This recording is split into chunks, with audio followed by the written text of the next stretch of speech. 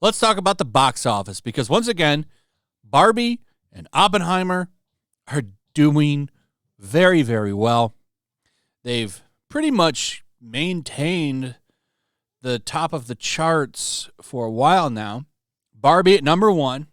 This thing's already over $1 billion. Oppenheimer dropped down to number 3 because the Meg 2 came in and did pretty well, did $30 million. I don't know what this film's budget is. If it has a big budget, then yeah, it's probably in trouble. If it has a small budget, it'll probably be okay. Kind of like Ninja Turtles here. Ninja Turtles has a $70 million budget. Not sure on their marketing. I'll say maybe $100 million in marketing. It's likely going to make its money back. I'm sure the merchandise is probably going to sell for that movie. It also has a high likability rate. Like the scores over on Rotten Tomatoes and Metacritic are pretty good. Critics and audiences for it. So some people like it. Haunted Mansion, total failure. This thing's been out 2 weeks. It's only made $42 million. Sound of Freedom, doing good. Actually has overtaken Mission Impossible, which is wild if you think about. Talk to Me, don't know anything about this movie or this other Rocky movie here. Indiana Jones, though, completely dead. A total of $170 million. That thing is disastrous. So that's where we're at. I want to focus on Ninja Turtles, though, because there's some interesting stuff coming out about this movie. So here is its box office numbers. I'm not sure where it's at internationally. We can see what it's doing in China. No China numbers to show you here yet. So I don't know if this has even been released in a lot of countries. I'm not sure. Latin America, we got France and Spain, a couple Asian markets. No big grosses here yet. So I don't know if they just haven't updated their numbers. I don't know, where is that $8 million from for international? How many territories is this out in? Is it out in China? And the reason I'm asking this is because of these photos that Tom Connors from Midnight's Edge released on his Twitter. Now, this is interesting. Do you notice what's going on here with these ooze cruising figures? Well, it would seem that there's a variant. There's a variant of April O'Neil because they all look the same except for one figure. That's right. April O'Neil has been whitewashed for a different country. Yes, I know she was changed originally for the movie itself, but why is this toy here?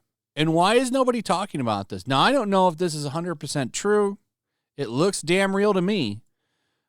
I don't see any information on this, but here's what the figure looks like in America, because I've seen this box set. Also, it's really funny to me that they include Bebop, but not Rocksteady. You know why Bebop is in this figure set and not Rocksteady? Probably so that Seth Rogen can get some kind of revenue because he voices him. Just saying. So I don't know what's going on here. This is interesting, though. So you have the movie-accurate April, and then you have this version with lighter skin. Is this for the Chinese market? Like, what is this for? Where is this releasing? Is this just a slip-up? Maybe the mold got it wrong, but it's odd that just this one is different, but all the other ones are the same.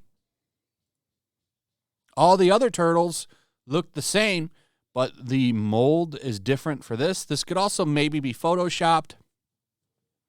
I don't know.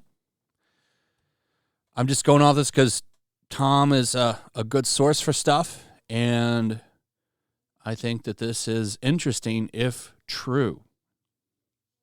If this is being put out in some other country, or they might have got a little bit less sales, so they release it like this, why isn't anyone talking about this? It's just interesting to me. Also, it highlights that none of these outlets give a damn about representation. Not one of them care at all about it, even though they act like they do.